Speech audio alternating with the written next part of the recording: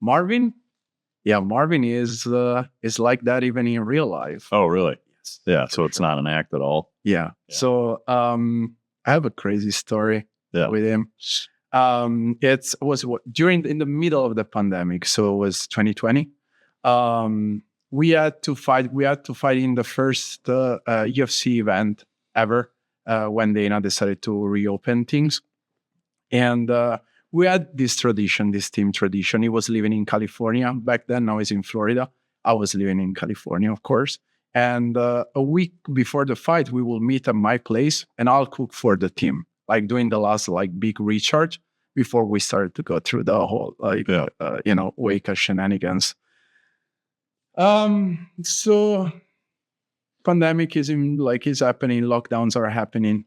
The George Floyd thing happens, and I used to live in West Hollywood, like by Fairfax, where all the those riots were happening. So there was a lot of police. I could literally see people that were loitering in the stores, like running away in my hallway with shoes and stuff. Oh, wow. It was pretty intense.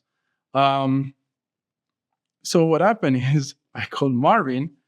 He was living in Orange County in Huntington Beach. I was like, hey, Marvin, listen, the situation here is pretty crazy. There's a police, so there's crazy riots, things are burning, shops are being destroyed. I don't know. Do we really want to do dinner tonight? And it's like, do you think I have a problem with that? For sure. He gets in his car and he picks up the coaches and he literally drives through the riots, through the all the people. And he does it he's on the right. I mean, it was not hurting anyone, and but he just drove to my place, and it was probably swearing at people. They were giving him a hard time. It's hey, if the police stops me, I'm gonna tell them what I'm doing. I just need to have this meal, and it's very important for us as a team. Yeah, and he just went through the riots and came. We had a great dinner. And then we went to fight week. Does he get into trouble often?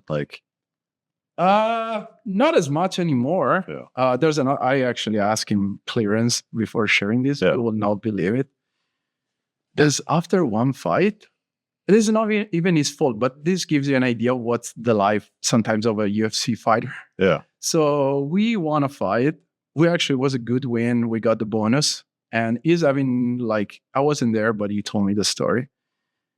He was having pizza with his coach, strength and conditioning coach. And one guy just came to him and slapped him. Really? Without saying anything. He knew who he was? No. Oh, really?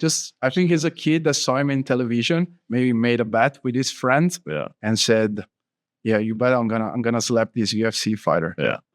And Marvin didn't believe it. He hit me. Yeah. I couldn't believe it.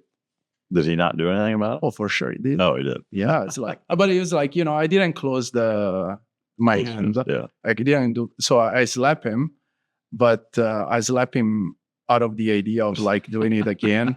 But then there were cameras. So when the police came, they didn't do anything to him. Oh, really? Rightfully so. Yeah. I think because, that's, how do you say, assault. Yeah. So he had to defend himself. Yeah. That was pretty crazy.